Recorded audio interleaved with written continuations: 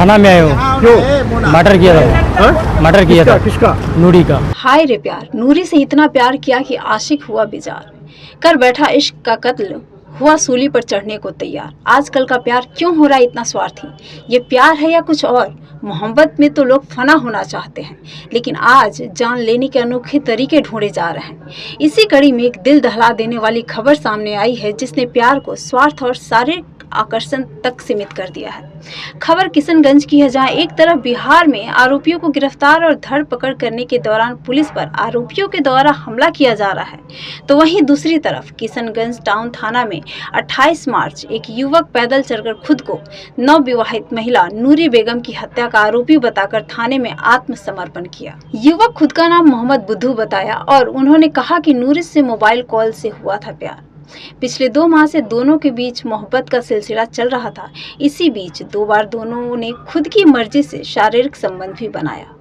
युवक ने बताया कि एक तरफ नूरी बेगम उसे घर से भगाकर शादी करने का दबाव बना रही थी, तो वहीं दूसरी तरफ युवक के द्वारा शादी से इनकार करने पर जान से मरवा देने की धमकी भी दे रही थी। इसी बीच 23 मार्च को युवक ने एक प्लान रचा। युवक गांव के जिस मकई खेत में मजदूरी कर रहा था, वहां महिला को मिलने के लिए बुलाया और कुदाली से महिला के ऊपर वार कर उसकी हत्या और महिला का शव मक्के के खेत में गाड़ कर भाग गया। इसी बीच आज सुबह युवक ने अपने बड़े भाई को हत्या करने के राज के बारे में बताया और खुद को पुलिस के हवाले कर दिया। थाना में आए हो?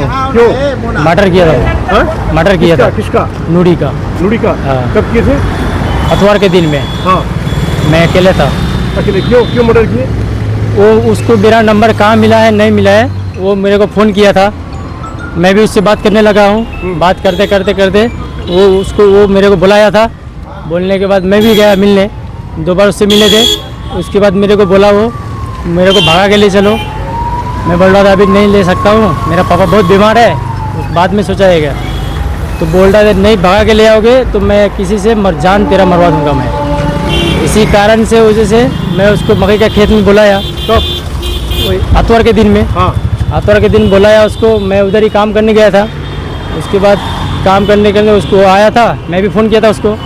आने के बाद वो बातचीत होने के बाद उसको मैं मार दिया था। तो शादी का दबाव दे रहा था? हाँ, शादी का दवा दे रहा था। कैसे मारे? क्या चीज़ से मारे?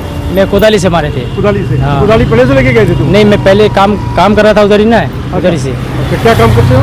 मैं तो मकई का खेत में। फिर क्या किए? फिर क्या किए मारने के बाद? मारने के बाद उसको वहीं पे दफना दिया। कोदाली से गड्ढा कूद के वहीं पे दफना के मैं चला गया घर। हाँ। घर जाके पापा बहुत बीमार था, उसको लेके चला गया डॉक्टर के पास। वो इलाज करके आया था, फिर ज़्यादा सीरियस हो गया था, फिर उसको लेके गया डॉक्टर के पास।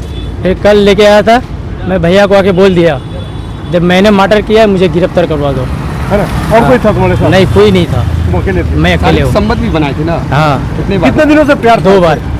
उससे कितने दिन? 2 महीने से। हाँ? 2 महीने से। 2 महीने से प्यार? 2 महीने से लगातार बातें ठीक होता था? फोन से ही बात? हाँ, ज़्यादातर वही फ़ोन कर रहा था।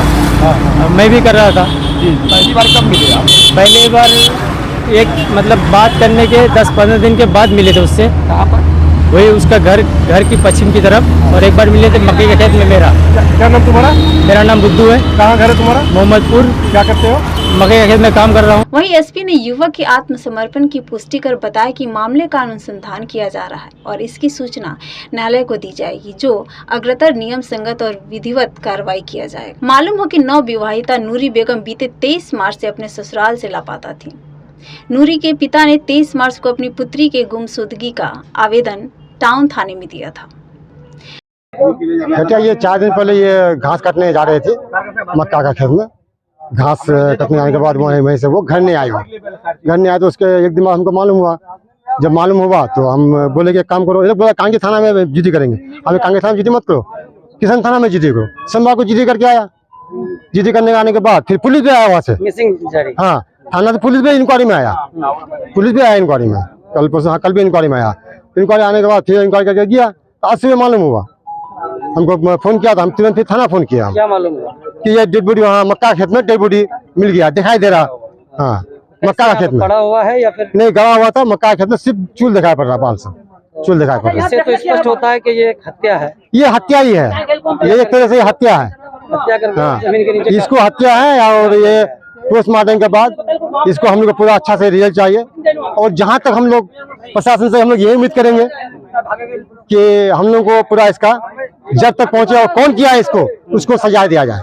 अच्छा, प्रशासन के साथ साथ आप लोग इलाके के जनप्रतिनिधि हैं, मुखिया है, क्या ये उम्मीद देते हैं पीड़ित जो महिला है जिनकी मौत हुई है मृतिका, उनके परिवार को न्याय मिलेगा? हम लोग पूरा उम्मीद देते हैं और भरपूर कोशिश भी करेंगे। और जहां तक होगा हम लोग थाना और जहां जितना भी हम लोग के ऊपर हैं MLA साहब लोग हैं उन लोग हम लोग मदद लेंगे। और उसको हम लोग कौन किया है नहीं किया है इसका हम लोग पूरा भरपूर कोशिश करेंगे कि उसको सजा मिले, जो ये काम किया उसको सजा मिले। क्या नाम है? महफूज आलम, पिछला पंचायत मुखिया। बता दें कि पतलवा गांव में एक महिला का शव 26 मार्च बुधवार को मक्के की खेत में जमीन में दफन मिला। शव की पहचान लापता नूरी बेगम के रूप में हुई थी। महिला की हत्या कर शव को खेत में दफनाए जाने का मामला सामने आने के बाद मृतका के ससुराल पक्ष के 4 लोगों के विरुद्ध प्राथमिकी दर्ज की गई थी। मामले में पुलिस ने 2 लोगों को गिरफ्तार कर जेल भेज दिया था। पुलिस सभी बिंदुओं पर जांच कर रही थी कि इस घटना को लेकर एक नया मोड़ सामने आया, जहां पुलिस मामले के अनुसंधान में जुट गई है कि आखिर नूरी बेगम का असली हत्यारा कौन है, आत्मसमर्पण करने वाला युवक या फिर महिला के ससुराल वाले। अभी जस्ट थोड़ी देर पहले मुझे मिली है, तो जांच होगा, पूछताछ किया जाएगा और तकनीकी साक्ष्य संकलन के आधार पे जो भी नियम संगत कार्रवाई है इसमें वो किया जाएगा।